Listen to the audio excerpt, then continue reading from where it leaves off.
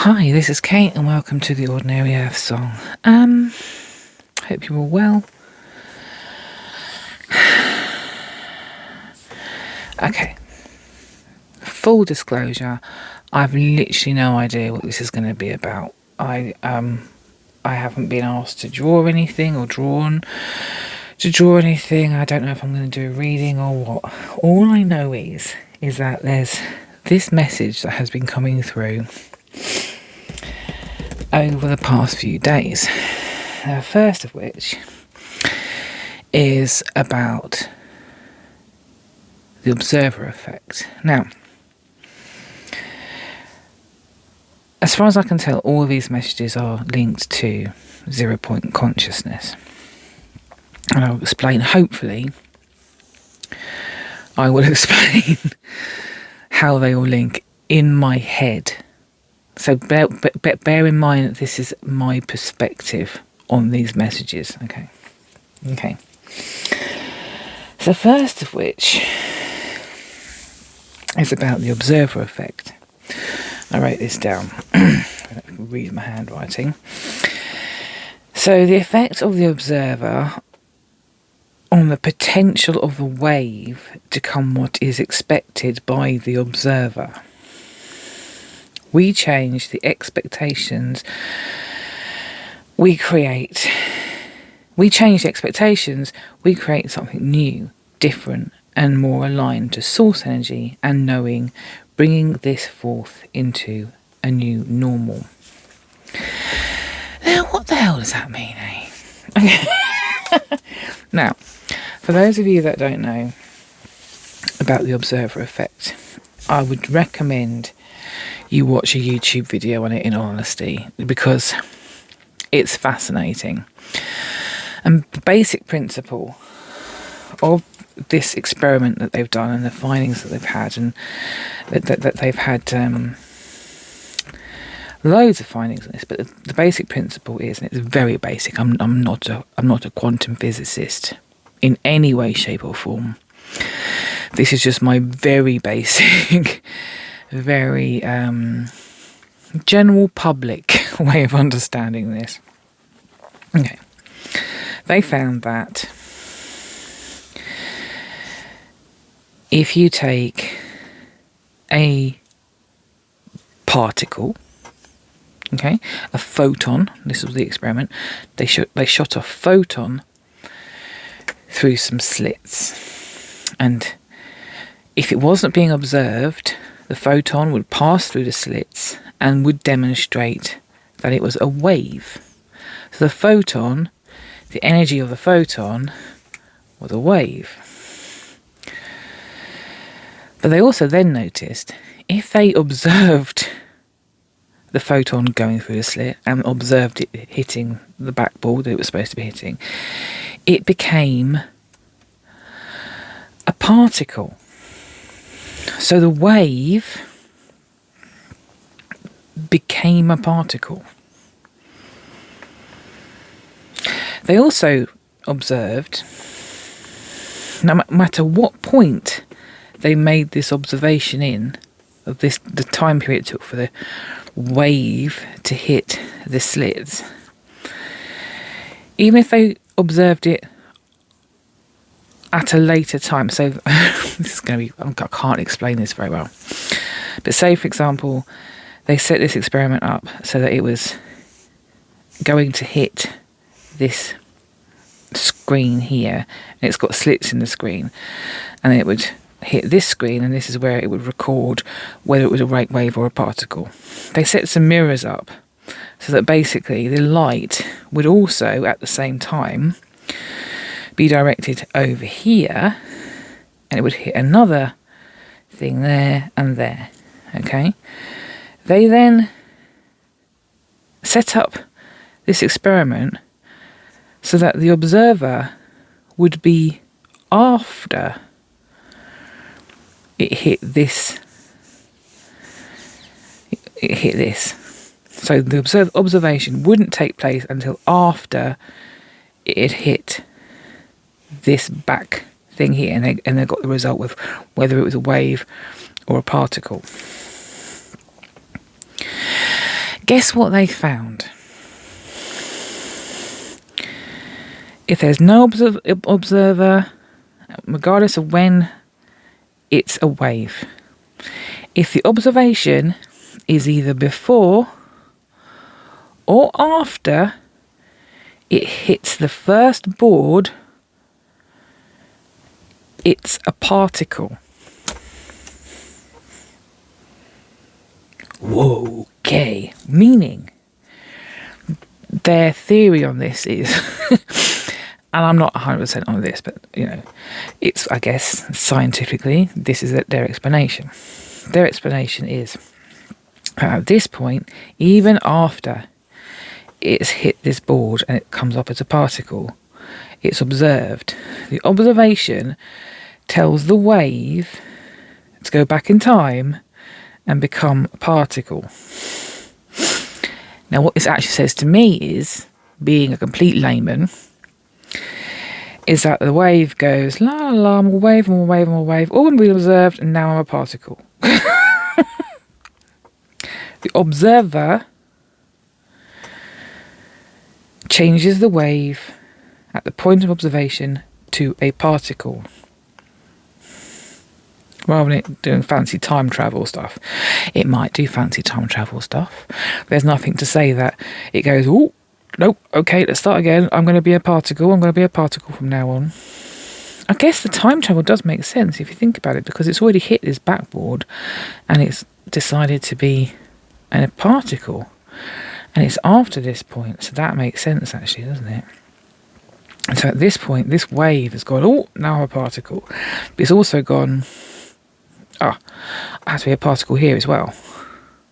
So it must have gone back to come forwards again. Interesting time travel, guys. Time travel. You unpack that one. I've got no idea. Anyway, the point of this is,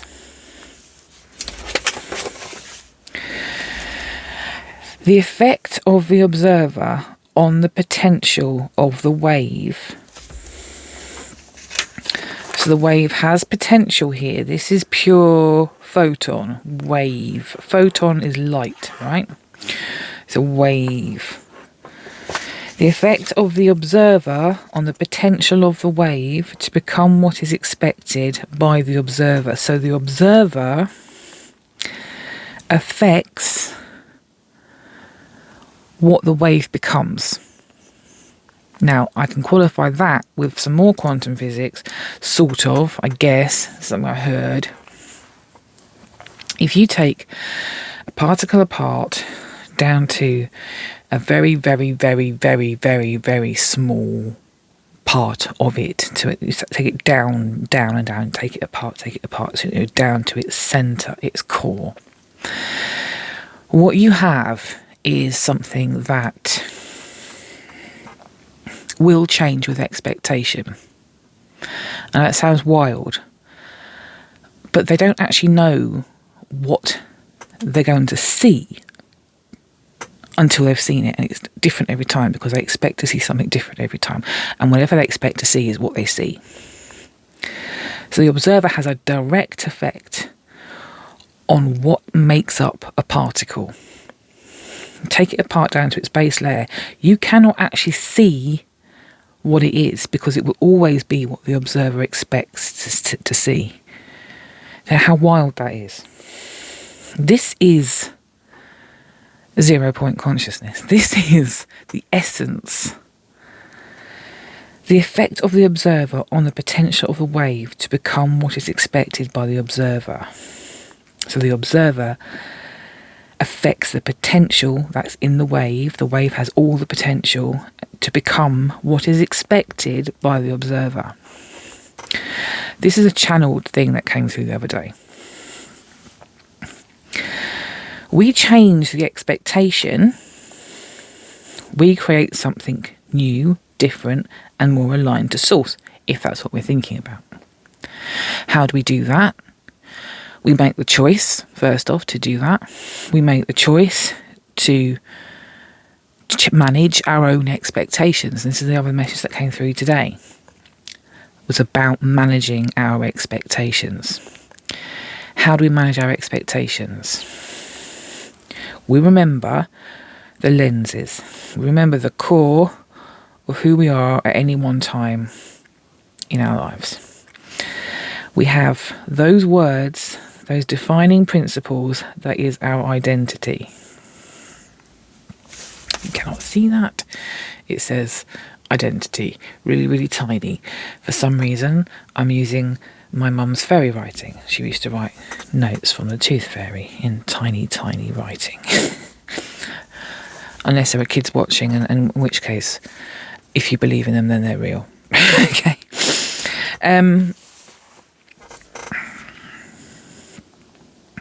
Manage your expectations is about coming back to the I am.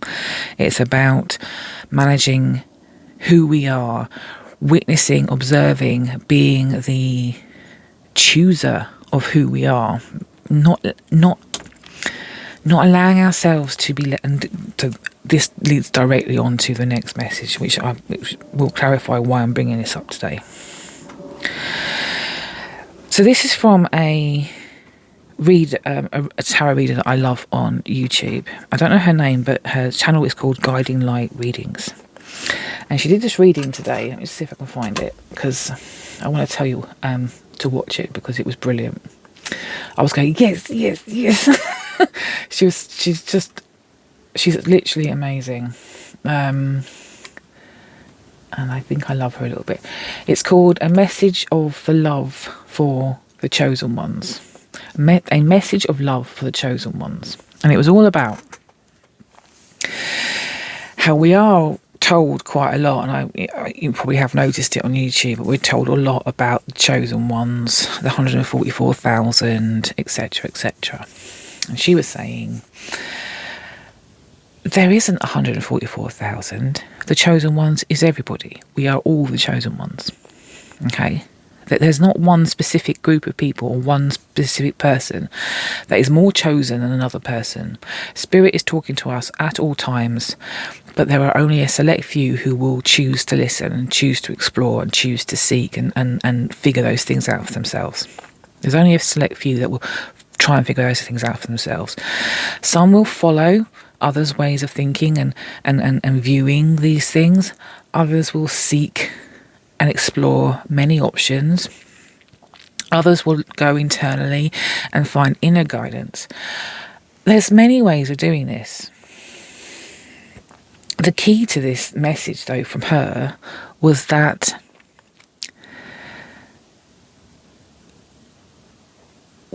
we need to accept the fact that everybody on the planet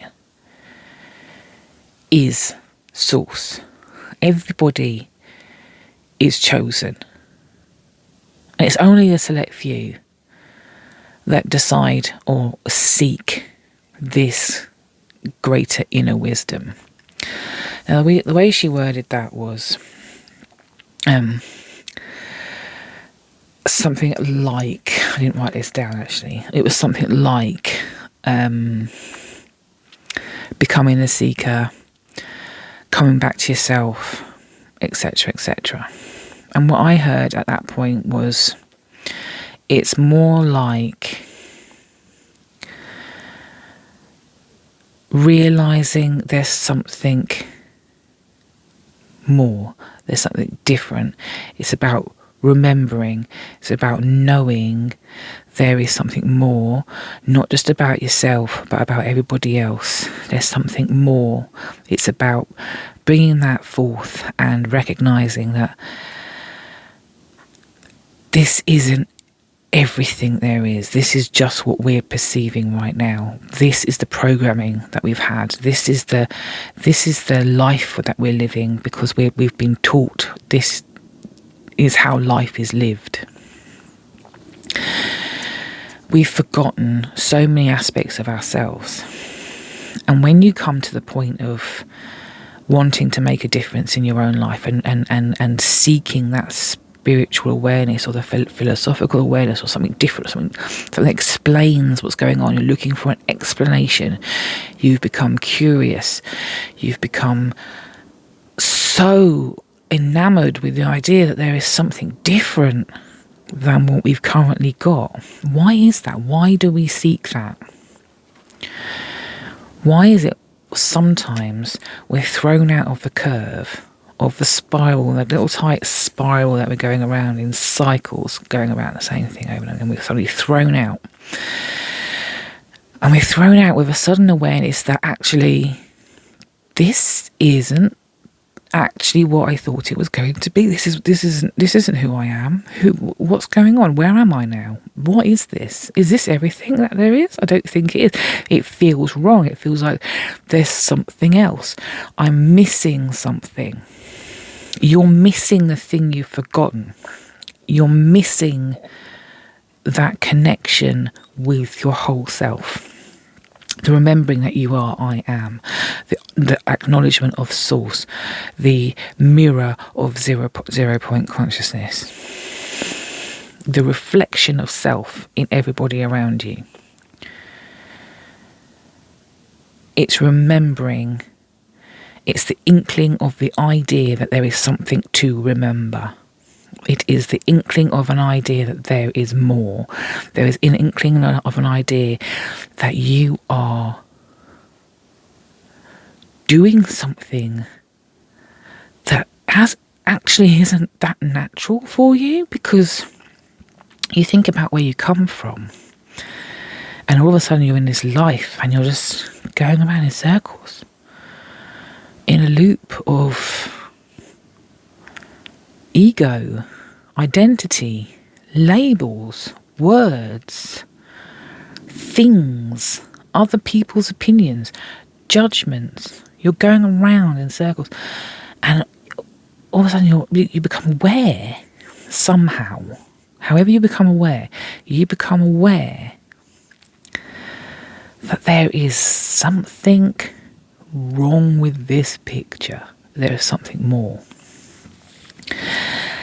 That's the lens clearing for a moment. That's the lens going, whoo, remember this. It's the lens, the distortions of the lens going, whew. They might close back up again, but you've had the insight. You've had a slight epiphany. You've had something that comes along and goes, oh, whoa, hang on. And that's when you start exploring. And as she says in the guiding light readings, when you say, I am ready to wake up, all the divine beings come forth to assist you with this, with all their different lenses, because they are all 0 point consciousness being reflected through a lens, just as we all are. We're all 0 point consciousness being reflected through a lens. They will lead us out of the loop, this tightly spiraling loop where minute changes push the spiral, but they are so minute you wouldn't even notice. They become normal very quickly, so it feels like a loop. However, this also means that when we say we are ready to wake up, we have to face everything that we still value about the dream. We have to face everything we still value about the dream, which is why we find it tricky.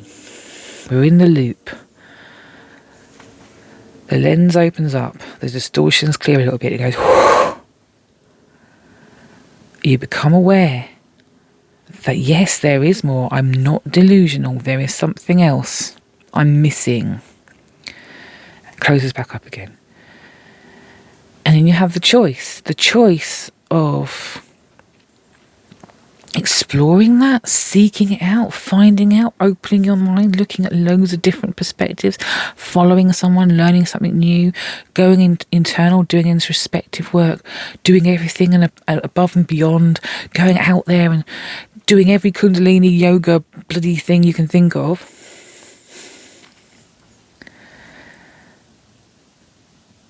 But you need to remember. You always need to remember. You need to face all the things you value about the dream, which is anything we value about the insanity of the dream. And the word there is value. What we value is what we hold dear, what we hold on to, whatever that thing is. And when she says about the insanity of the dream, the insanity being that there's 144,000 that are the chosen ones and everybody else is going to go to hell. Or there's, these select few people who are here to clear the earth's chakras, or whatever it is. The insanity of it. The insanity that 0 point consciousness would have only a select group of people that are going to come down, and they're the only ones that are going to be ascended. It's nonsense, and I completely agree. It's complete nonsense. Everybody, everything is 0 point consciousness. Everybody, everything. And genuinely, since I watched her video earlier, this has been bubbling in my heart. And I was just like, I have to do a video because this fits in so neatly with what I've been talking about recently. You have to face everything and anything value about the insanity of the dream. No matter how much yoga or kundalini or meditation or watching teachings or reading books or whatever you do, isn't going to make a blind bit of difference, by the way, if you don't recognise what there is that you value in the way that you currently are. That is part of the insanity of being human, of that human programming, of the ego, of the identity.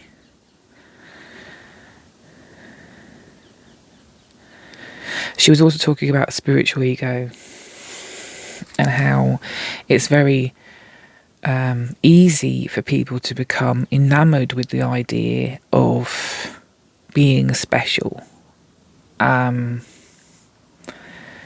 Because who doesn't want to be special, right? And being spiritually special means that you've been chosen by the divine to be slightly above and beyond other people. There's a superiority there. And I have absolutely no doubt whatsoever that there are nobody on this who watch these videos that are like that, because I'm very straight-laced, very straightforward. I don't, that isn't something that I put across. I hope that that's the case. I hope I don't put that across, because I think everybody is as special as everybody else, regardless of who they are.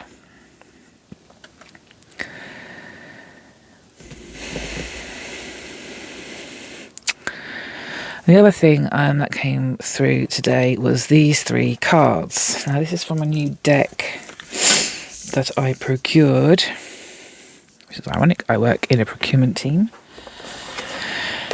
for a transport company. I was in a meeting and I just slung some cards out because I was curious to see what was going to happen. Right, so this card came out first, King of Wands. The 4 of Wands came out second, and the 2 of Cups came out last. And for some reason I put them in this order. But I'm going to tell you what they mean in this order according to this deck. So I didn't show you. This is called the Infinity Vine Tarot Awakens. And it's ironic that I chose this one to do this reading, because I was saying to myself as I was shuffling the deck, I was like, I'm not sure I like these cards. I didn't feel that connected to them. However, I kept shuffling.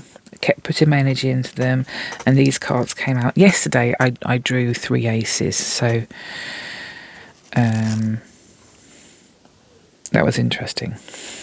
King of Wands. I want to read these to you.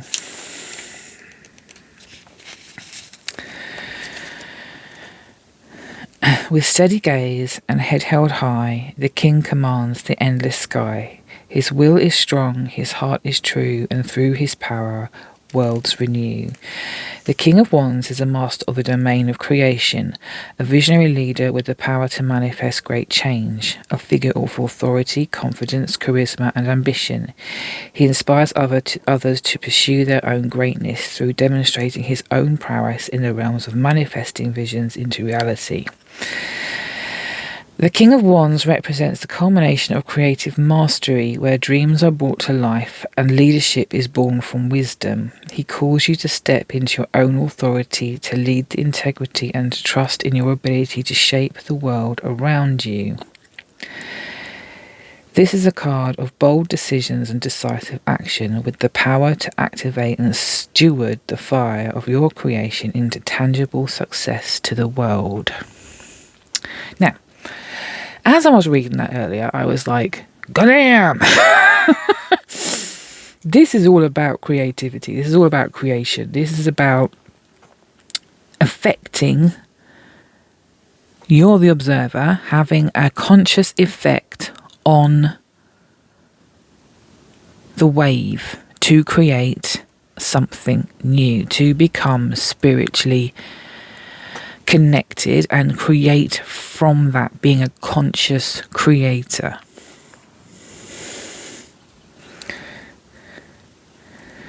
Waking up to the divine is all about recognizing anything we value about the insanity of a dream. We can only become this conscious creator who is able to observe from a I am perspective by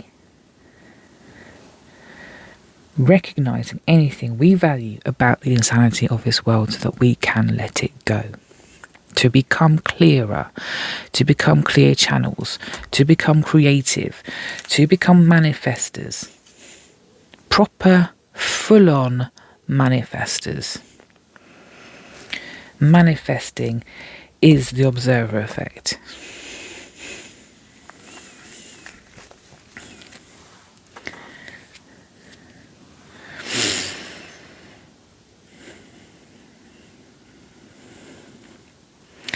An ancient Greek god sits upon a rock holding a magical dragon carved wand, symbolizing the power of fire. Flames rise before him and stones fly around. Unafraid, he sits firmly, his authority unwavering. A salamander at his feet embodies dreams, strength, and transformation. The archetype of the visionary is embodied in the King of Wands, one who has mastered the art of creation and now seeks to inspire others to follow their own path of greatness. He is the leader who sees beyond the present moment and acts with foresight and wisdom. The more we do that for each other and others, without being forceful, mind you, without being, hey, guys, look how magical I am. We master this. We master the observer effect. We master it by recognizing what we value in this insanity of experience that we're having right now in the human experience, and working on whether or not we still value those things. Are those things still of value? Are they part of the insanity? Are they part of who we really are? Are they something we really want to hold on to? If not, then we let it go.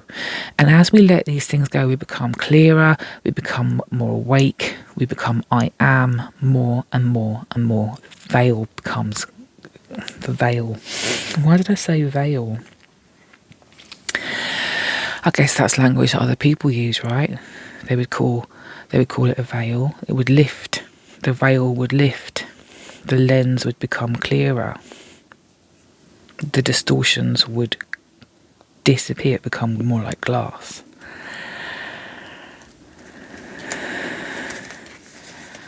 Four of Wands.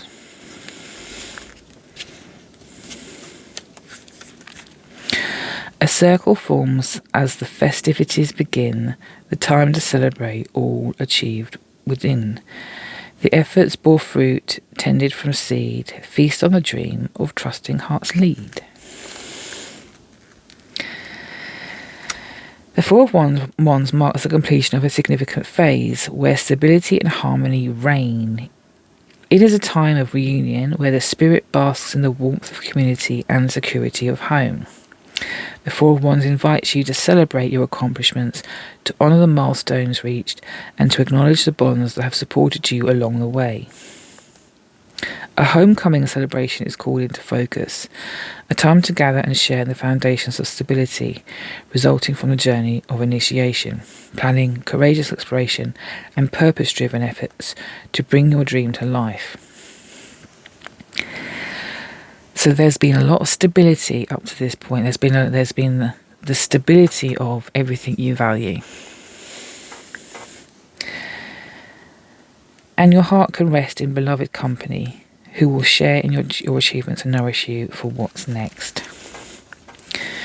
You're held, you're nurtured. You have the things that you value. What things do you value that are part of the insanity of humanity? And work with them. Can you let them go?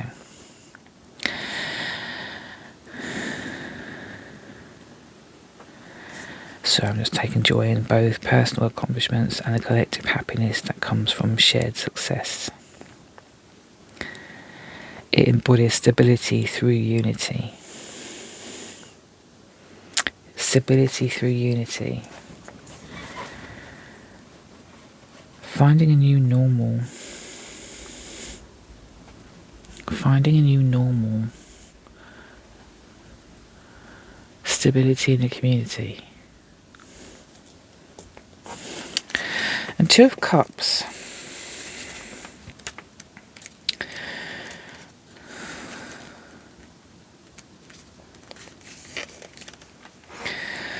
Two hearts entwine in a sacred dance, in tender love and fleeting glance. With every breath their souls do share a bond of truth beyond compare, a bond of truth.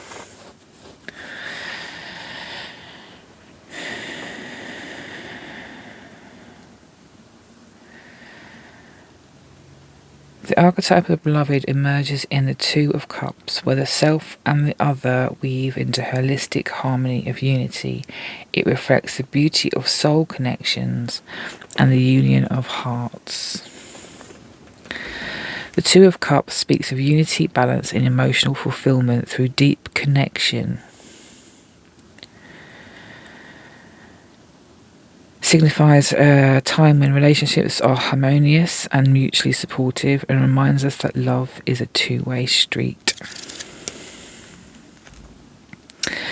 And I just think it's ironic that I chose these cards today, because none of those explanations would have come out in any of the other decks, because they're all the books are slightly different. The cards all mean the same sort of thing, but the explanations for them are totally different. It's just blown me away that these three messages have come out today.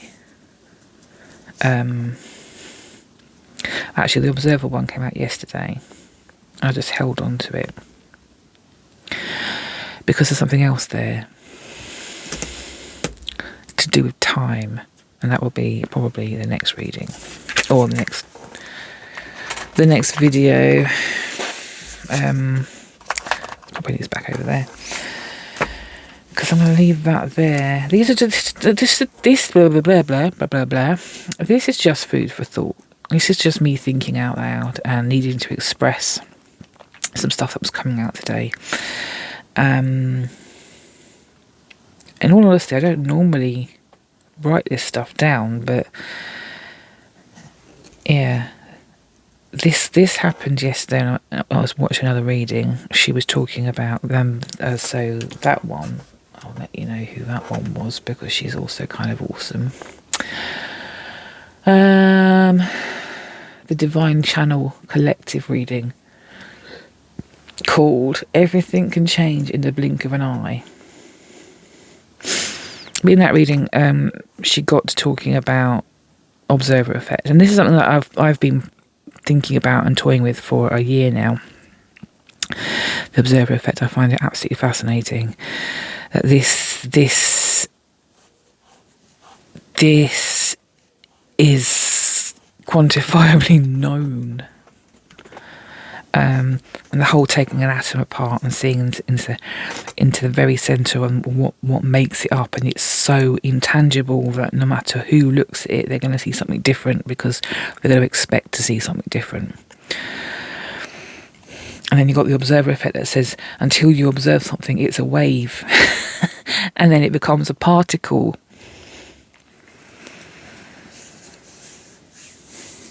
And then we're talking about 0 point consciousness and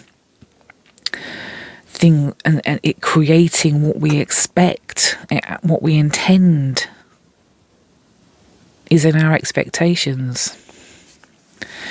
And if we expect to see the same thing every day, we're going to see the same thing every day. That's the cycle. We expect to see the same thing every day.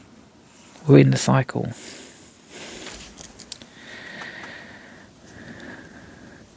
We break the cycle. Somehow we're thrown out of a curve. The cycle's broken and we are exposed to new things, new ways of thinking, new ways of seeing. The perspective is different, it's shifted. Breaks the cycle because it opens our eyes to something different, something new. Now we have a choice. We can close our eyes again. There's always a choice. We can close our eyes again. And we can go back to what is comfortable. We can go back to the insanity of life, of the cyclic nature of what we live in. We can go back to that, no problems. No one's going to judge you for that either. God is not going to judge you for that. 0 point consciousness is not going to judge you for that. There is no judgment. But then we each have this inner voice. Everybody has an inner voice that's quietly calling them, saying, remember who you are. And some people will never hear that voice, and that's fine. That is absolutely fine. But they are equally hearing that voice as somebody that is ready to hear it, that is wanting to hear it, that is asking to hear it, that is reaching for it.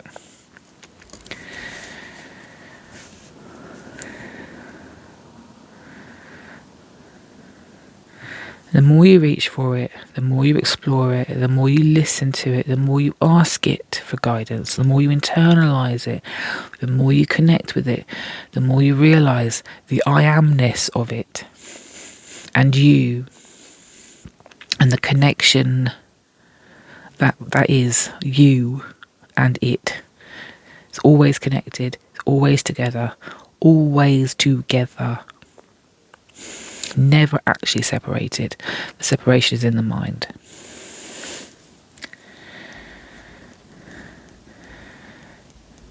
But for those of us who are able to step into that and to explore it and to run with it, we have the option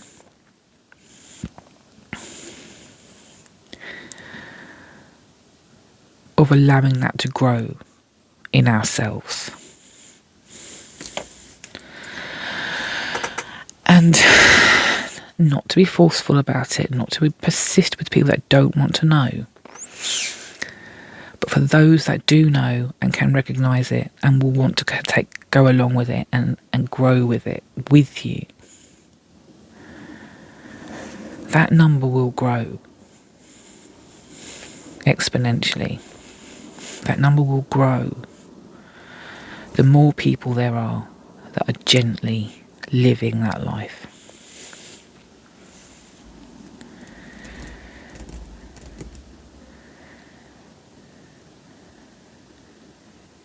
Gently living that life.